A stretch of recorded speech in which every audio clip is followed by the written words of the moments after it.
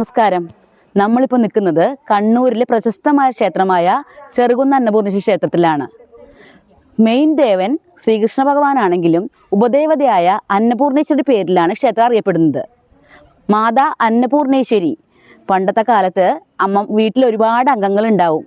അപ്പോൾ അമ്മമാർ കുറച്ച് അരിയൊക്കെ ഉണ്ടാവുള്ളൂ. എന്നാൽ ഈ അരി ഇടുമ്പോൾ അമ്മമാർ പ്രാർത്ഥിക്കും, ചെറുകുന്നിലമ്മേ ഒരു കുന്ന് ചോറ്, അപ്പോൾ കലം നിറച്ച് ചോറ് കിട്ടുമെന്ന് വിശ്വസിക്കുന്നു.